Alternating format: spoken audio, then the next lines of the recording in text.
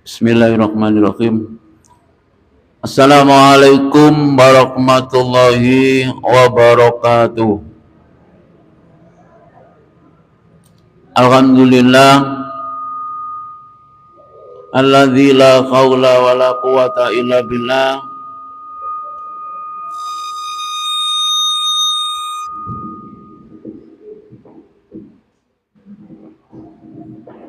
Asyhadu an la ilaha illallah wahdahu la syarikalah wa asyhadu anna Muhammadan abduhu wa rasuluh.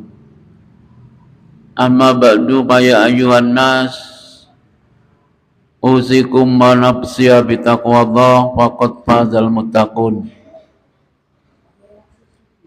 Qala Allah ta'ala fil Qur'anil azim, a'udzu billahi minasy syaithanir rajim. Ya ayyuhalladzina amanu kutiba alaikumus syiyam kama kutiba alal ladzina min qablikum la'allakum tattaqun. Ayyaman ma'dudat faman kana minkum maridun aw ala safarin fa iddatun min ayyamin ukhra. Yuridullahu bikumul yusra wa la yuridu bikumul usra wa litukmilul iddata wa litukabbirullaha ala ma hadakum wa la'allakum tashkurun. Bapak Ibu yang dirahmati Allah, tadi ada wali murid datang ke sini minta anaknya diberi tugas dari sekolah untuk menyampaikan tentang hal puasa selama 10 menit, tapi saya tunggu kok belum ada datang. Nanti kalau anaknya datang, maka kami akan serahkan kepada anak tersebut. Sore hari ini kami akan menyampaikan ngaji dengan kitab fikih karangan Sulaiman Rasyid.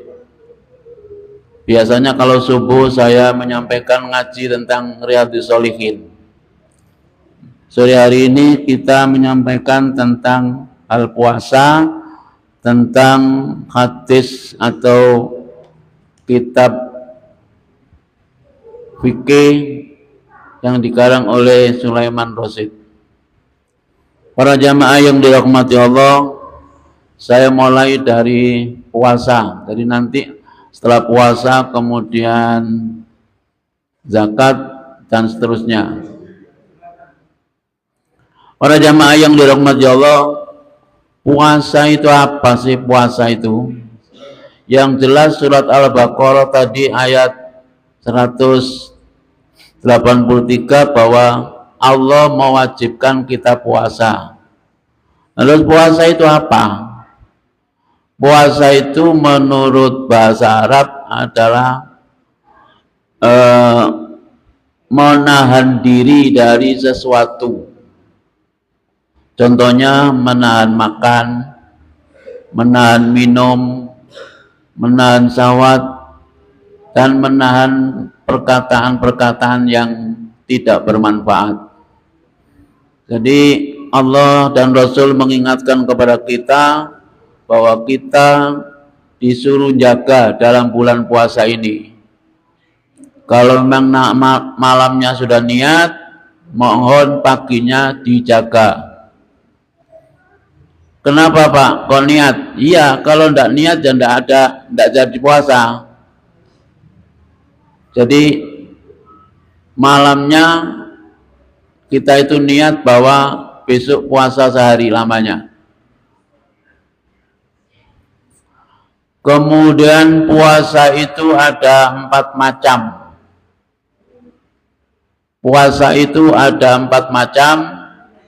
Yang pertama adalah puasa wajib. Apa itu puasa wajib? Ya, sesuai dengan yang disampaikan oleh Allah dalam Al-Baqarah ayat 183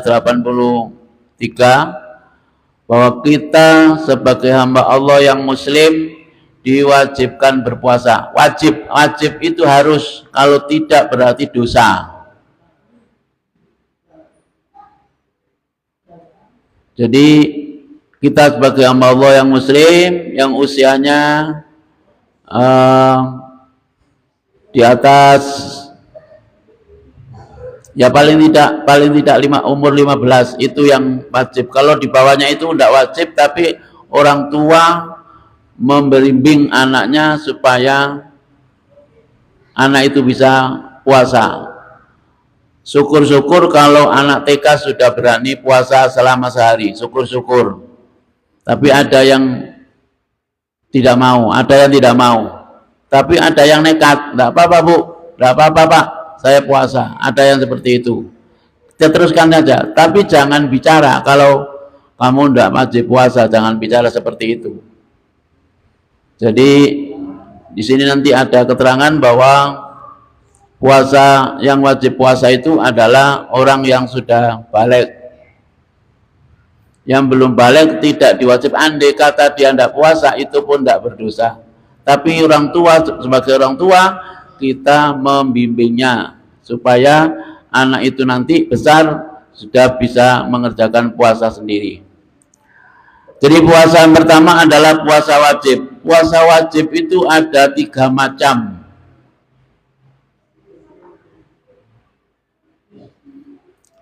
Yang pertama adalah puasa wajib seperti puasa Ramadan ini selama 1 bulan. 1 bulan itu kata Rasulullah ada yang umur 29, ada yang 30. Ya. Rasulullah pernah mengatakan 1 bulan itu adalah hakadha wa hakadha wa hakadha. Saulaniku sakmene sakmene sakmene. Yang dimaksud sakmene sakmene itu tadi, yaitu tadi. Ya ana sing nomor 29, nomor 30, ana sing 31.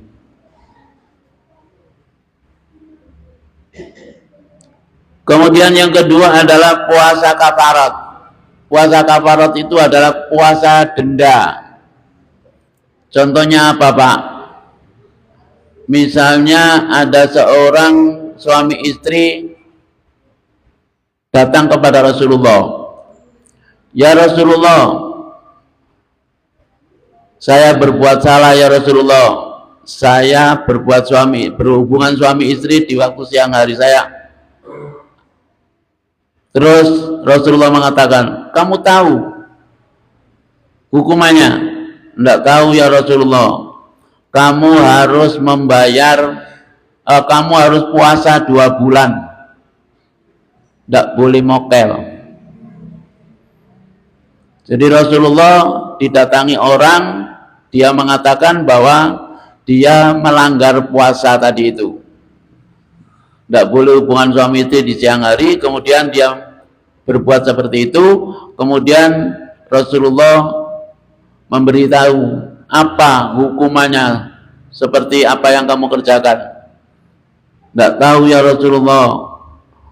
Itu hukumannya kamu harus puasa 2 bulan, tidak boleh mokel. Misalnya dikerjakan setelah belum 1 bulan sudah sakit dan tidak bisa meneruskan, kembali lagi. Ya Rasulullah, berat ya Rasulullah, saya tidak bisa. Saya sudah melakukan tapi belum sampai 1 bulan saya sudah mokel, sakit, tidak bisa. Kalau gitu kamu yang kedua adalah memberi makan kepada fakir miskin sebanyak 60 orang. Ya Rasulullah, saya tidak mampu ya Rasulullah. Jadi hukumannya orang yang kafarat tadi itu hukumannya adalah puasa selama 2 bulan.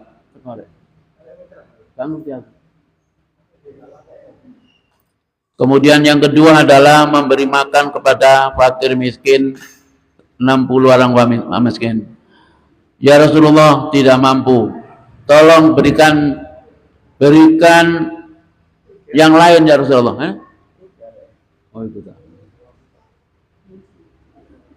Belikan yang lain ya Rasulullah. Akhirnya wis ngene ae. Iki ono gandum 1 karung, gawon mule, lalu berikan orang miskin yang ada di kampungmu. Jawab orang itu, ya Rasul, di kampung saya tidak ada yang miskin kecuali saya. Ya wis, nek kon ngono ya wis gawe nanggone gain karo keluargamu kabeh. Nah, seperti itu yaitu puasa kafarat seperti itu. Kemudian yang ketiga adalah puasa nazar. Ya, apa puasa nazar itu? Puasa nazar itu adalah seperti ini. Misalnya si A itu sakit di rumah sakit.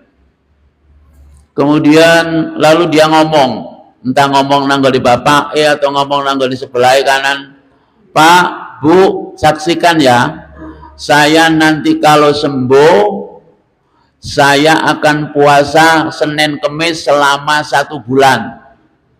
Ya sebenarnya puasa Senin Kemis itu sunat, tapi karena ini nazar itu adalah harus wajib dikerjakan. Jadi kalau misalnya anak itu tadi sembuh, kemudian lalu ngomong seperti tadi itu terbukti, ya harus dikerjakan puasa sunnah selama 1 bulan tadi. Senin Kemis minggu pertama, Senin Kemis minggu kedua, Senin Kemis minggu ketiga, dan Senin Kemis minggu keempat. Karena apa? Karena janjinya tadi itu 1 bulan. Kalau misalnya janjinya cuma 1 minggu, ya cuma 1 minggu, puasa Senin Kemis 1 minggu tadi.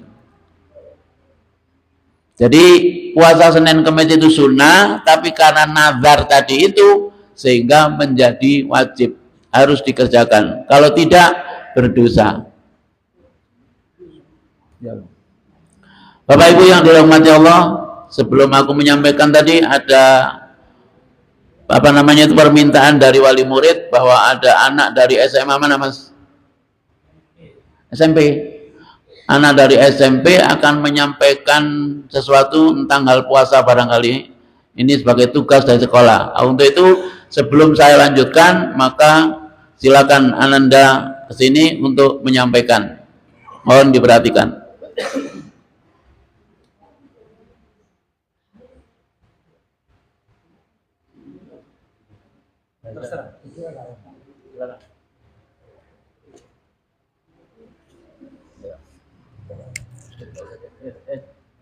Assalamualaikum warahmatullahi wabarakatuh.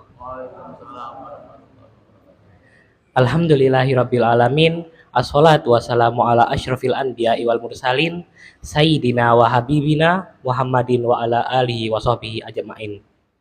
Pertama-tama marilah kita panjatkan puji syukur kehadirat Allah yang telah memberikan rahmatnya sehingga kita bisa berkumpul di masjid ini dengan keadaan sehat walafiat. Amin ya rabbal alamin. Tak lupa salawat serta salam selalu tercurahkan kepada junjungan Nabi kita Muhammad Shallallahu Alaihi Wasallam, karena beliaulah yang telah membawa kita dari zaman kegelapan menuju jalan yang terang benderang, yakni adinul Islam. Jamaah yang dirahmati Allah, pada dasarnya manusia memiliki kedudukan yang sama di hadapan Allah. Namun seiring berjalannya waktu, manusia ada yang mendapat kemuliaan di sisi Allah dan ada pula yang mendapat hinaan dari Allah. Lantas, apa yang membuat perbedaan kedudukan di sisi Allah ini? Dalam hal ini Allah SWT berfirman dalam surat Al-Hujurat yang berarti, hai manusia, sesungguhnya kami menciptakan kamu dari seorang laki-laki dan seorang perempuan, dan menjadikan kamu berbangsa-bangsa dan suku-suku supaya kamu saling mengenal. Sungguh orang yang paling mulia di sisi Allah ialah orang yang paling bertakwa. Jadi disebutkan dalam ayat tadi, yakni manusia yang paling mulia di sisi Allah ialah yang paling baik takwanya. Saat ini kehidupan manusia telah berkembang pesat dalam segala aspek, mulai dari budaya, teknologi, dan banyak lainnya. Namun itu semua adalah sesuatu untuk menunjang kehidupan manusia saja, tercukupi dalam kebutuhan materi. Tak dapat dihindari pula dari kenikmatan tadi, manusia bisa menjadi berbangga diri, hingga mungkin bisa sombong. Misalnya orang kaya merasa lebih baik dirinya daripada orang yang miskin, dan orang yang mempunyai jabatan lebih tinggi merasa lebih tinggi derajatnya timbang orang-orang yang di bawahnya. Begitulah kecenderungan manusia dalam memenuhi hasrat hidupnya. Padahal dari nikmat-nikmat yang diberikan Allah ini, manusia diuji oleh Allah menjadi hamba yang taat ataupun hamba yang maksiat. Itulah ukuran yang pada saatnya nanti akan dimintai pertanggungjawabannya. Seorang tabi'in, Abdullah ibnul Mubarak, berkata, "Aku lihat perbuatan dosa itu mematikan hati. Membiasakannya akan mendatangkan kehinaan. Sedang meninggalkan dosa itu menghidupkan hati dan baik bagi dirimu." Prestasi mana yang akan kita ukir untuk akhirat nanti? Prestasi dalam kebaikan, meningkatkan diri dalam takwa, ataukah prestasi maksiat yang tambah menjauhkan diri kita dari Allah SWT? Dalam hal mana? Yaitu sejauh mana kita menyikapi ajaran-ajaran dari Allah dan Rasulnya. Mungkin itu saja yang bisa saya sampaikan. Kurang lebihnya mohon maaf. Nun wal qalami wa mayasturun. Wassalamualaikum warahmatullahi wabarakatuh.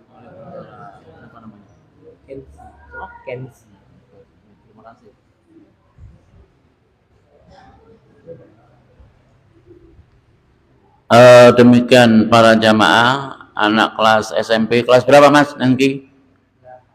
Kelas 2 SMP. Yang lain barangkali ada yang cewek atau yang cowok seperti ini, boleh silakan praktek seperti anak-anak yang kita tadi. Mudah-mudahan apa yang disampaikan tadi menjadikan kegembiraan bagi orang tua bahwa anaknya mungkin calonnya adalah calon menjadi ustadz. Mudah-mudahan.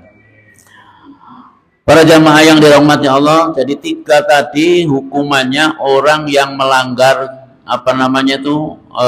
melanggar puasa haram, puasa puasa wajib tadi itu. Jadi yang satu tadi hukumannya harus puasa 2 bulan, tidak boleh mokel. Kemudian yang kedua, memberi makan kepada orang miskin sebanyak 60 orang miskin. Kemudian yang terakhir adalah memerdekakan budak. Tapi rupanya hamba Allah tadi itu tidak sanggup. Akhirnya lalu Rasulullah memberikan kurma tadi atau gandum, kemudian disuruh membagikan kepada masyarakat yang di sekitarnya. Ternyata dia ngomong bahwa di kampung saya tidak ada yang miskin kecuali saya. Sehingga akhirnya ya sudah, kalau memang gitu kurma ini tolong dibagikan di keluargamu. Para jamaah yang dirahmati Allah, itu puasa wajib. Kemudian puasa sunnah. Puasa sunnah itu puasa biasanya yang dikerjakan Senin atau Kamis, atau puasa Yaumul Bid, yaitu tanggal 13, 14, 15 bulan itu. Ya, kalau misalnya itu mamanya sudah dikerjakan tiap hari, monggo. Tapi kalau misalnya tidak mampu dan tidak wajib, tidak apa-apa, tidak berdosa. Namanya sunnah. Sunnah itu dikerjakan dapat pahala, ditinggalkan tidak berdosa. Lain dengan puasa Ramadan. Kalau puasa Ramadan adalah wajib. Apalagi Rasulullah mengingatkan, man shoma ramadhana imanan wahtisaban ghufira lahu ma taqaddama min dambi. Itu hebatnya. Siapa yang mengerjakan puasa, puasanya karena Allah, maka Allah akan mengampuni dosa hamba yang puasa tadi itu. Dosa yang akan datang, dosa yang sudah dan dosa yang akan datang diampuni oleh Allah. Atau yang kedua, siapa yang hamba Allah yang mau mengerjakan terawih, ya, mangkoma, koma yang dimaksud di situ berdiri untuk mengerjakan sholat terawih. Sama, siapa yang mau mengerjakan sholat terawih, kata Rasulullah, Allah akan mengampuni dosanya, baik yang dosa yang lalu maupun yang akan datang.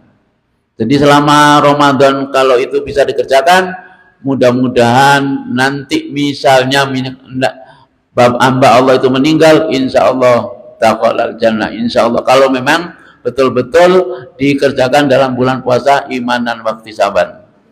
Kemudian yang ketiga adalah puasa makro. Puasa makro itu apa? Puasa makro itu puasa yang misalnya umpamanya ada orang usianya sudah lanjut, wis ana keringanan, ya. Tapi kenapa? Tapi nggak mau, oh enggak, aku tapi tetap dilaksanakan puasa. Ternyata mari puasa, wah muntah-muntah, enggak karu-karuan, itu menjadikan makruh. Allah sudah mengingatkan bahwa kalau yang sakit atau musafir boleh tidak puasa, tapi dengan mengganti di hari yang lain. Kemudian ada yang kedua, keringanan juga. Siapa yang sakit kemudian musafir tapi gelem poso, iku pun juga kata Allah bagus sekali orang itu. Begitu juga orang tua tadi itu, kalau memang misalnya umpamanya mau berpuasa kuat, nggak apa-apa. Tapi kalau misalnya sudah keadaan kritis kemudian puasa, terus setelah puasa kemudian menjadikan tidak karu-karuan, nah itu menjadikan yang makruh. Kemudian yang keempat adalah puasa haram. Kapan puasa haram itu? Puasa haram itu adalah puasa pada waktu hari raya Idul Fitri dan hari raya Idul Adha. Siapa yang lupa hari raya Idul Fitri itu hari Senin kok Pak? Atau hari raya Idul Fitri itu hari Senin Kamis kok Pak? Kan itu puasa Senin Kamis Pak? Iya, tapi itu kan hari raya. Rasulullah mengingatkan bahwa tidak boleh puasa pada waktu hari raya dan puasa pada waktu hari Idul Adha dan Idul Fitri. Jadi haram hukumnya. Kalau haram itu gimana? Ya berdosa. Ya. Jadi sekali lagi para jamaah yang dirahmati Allah, puasa itu ada 4 macam. Yang pertama puasa wajib. Contohnya adalah puasa Ramadan tadi, puasa Ramadan. Kemudian puasa sunnah, puasa wajib, puasa Ramadan dan puasa kafaroh dan puasa nazar, itu yang wajib, yang harus dikerjakan. Kalau tidak dikerjakan berdosa. Kemudian puasa yang kedua adalah puasa sunnah, itu boleh dikerjakan, boleh tidak. Ini dikerjakan pahalanya besar sekali. Seperti puasa Senin dan puasa Kamis, dan puasa Yaumul Fitr atau puasa selama 1 bulan itu hanya tanggal 13 bulan 13, 14, 15 itu juga pahalanya juga besar. Kemudian yang ketiga adalah puasa makruh, yaitu puasa bagi orang yang sudah mendapat keringanan, boleh nggak puasa, tapi dia puasa tapi mari puasa nggak karu-karuan, masuk rumah sakit karena itu puasa makruh. Kemudian yang terakhir adalah puasa haram, yaitu puasa pada waktu hari raya Idul Fitri dan hari raya Idul Adha.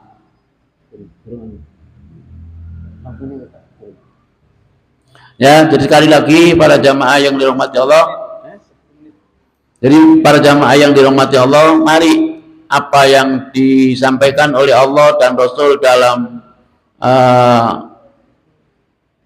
bulan Ramadan ini, mari jangan sampai kita sia-siakan, karena kata Rasulullah, 1 kali kebaikan dibalas 10 kali kebaikan sampai 700 kali kebaikan. Misalnya namanya kita waktu puasa Ramadan ini kita memberikan makan kepada orang-orang yang berbuka, itu adalah amalan yang baik, dan amalan yang baik itu akan dilipat gandakan pahalanya. 1 kali kebaikan nggawa sego 10 bungkus nanggone masjid kanggo buka, itu adalah suatu kebaikan. Allah dan akan membalasnya. Tidak main-main, 10 kali kebaikan sampai 700 kali kebaikan. Nah, untuk itu para jamaah yang dirahmati Allah, apa-apa yang dalam Ramadan ini yang disunahkan, mari kita kerjakan dengan yang sebaik-baiknya, setulus-tulusnya. Kemudian jangan lupa dalam Ramadan, terutama kepada anak-anak yang masih punya bapak dan ibu, bahwa dalam bulan puasa tidak boleh mengucapkan kata-kata yang kotor, kata-kata, ya.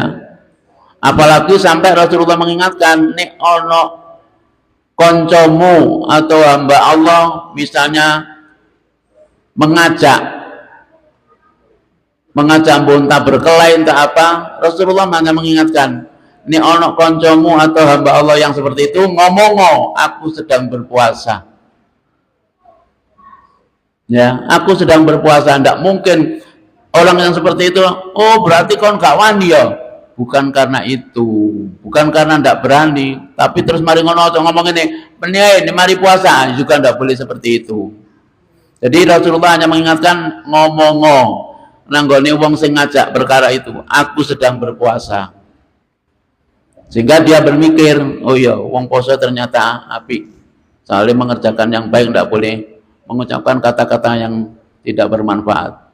Yang kedua, dalam bulan Ramadan para jamaah yang dirahmati Allah, bau mulut orang yang berpuasa di hari kiamat nanti itu baunya seperti lebih baik daripada bau minyak kasturi. Bayangkan, itu kehebatannya. Kemudian yang ketiga, siapa yang berpuasa 1 hari saja, maka Allah akan menjauhkan diri dari api neraka sejauh perjalanan 700 tahun. Nah, itulah hebatnya puasa. Nah, untuk itu para jamaah yang dirahmati Allah, apa Rasulullah mengingatkan kepada kita, mari kita berusaha jangan sampai puasa yang nilainya baik ini kemudian dirusak dengan kata-kata yang kotor, dengan kalimat-kalimat yang andai kata kita dengarkan tidak bermanfaat. Jadi sekali lagi para jamaah yang dirahmati Allah, mari apa yang sudah disampaikan oleh Allah terutama dalam Al-Quran tadi, bahwa ayat yang 183 sudah kita diwajibkan supaya kita mendapat ketakwaan pada Allah Subhanahu wa taala.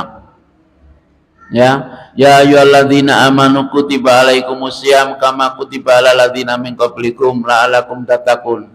Ayyaman ma'dudat, faman kana minkum maridun aw ala safarin fa iddatun min ayyamin ukhra. Hari-hari yang sudah ditetapkan, mari kita dengarkan, mari kita kerjakan dengan yang sebaik-baiknya. Siapa yang berpuasa, siapa yang sakit, siapa yang berpergian, boleh tidak puasa tapi dengan mengganti di hari yang lain. Ini aturan dari Allah dan Rasulnya. Kemudian kalau misalnya umpamanya kalian tidak bisa seperti itu, yang kedua keringanan bagi orang-orang yang lemah, kemudian tidak bisa puasa, boleh tidak puasa, membayar fidyah. Begitu juga ada hadis yang mengatakan bahwa orang perempuan yang menyusui anaknya itu pun juga bisa tidak boleh tidak puasa kalau misalnya mengakibatkan anaknya nanti menjadi sakit, tapi dengan membayar fidyah. Ada yang mengatakan bahwa menggodok dan ada yang mengatakan cukup membayar fidyah saja.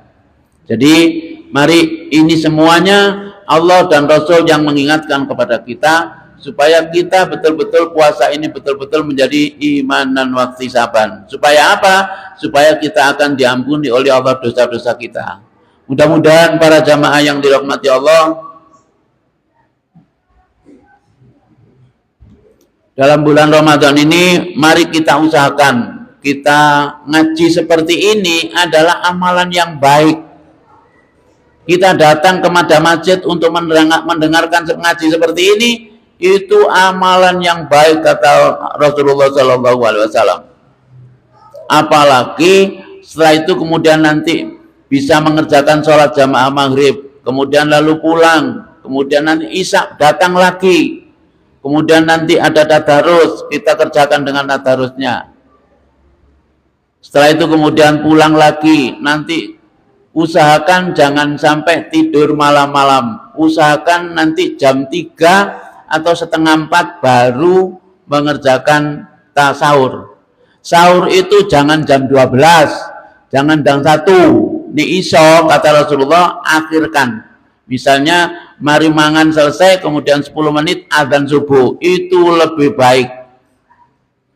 Jangan sampai sahur jam 1 tapi subuhnya hilang. Masya Allah, rugi besar orang yang seperti itu. Jadi usahakan nek iso sahur iku adalah mengakhirkan, tapi jangan sampai subuh ya.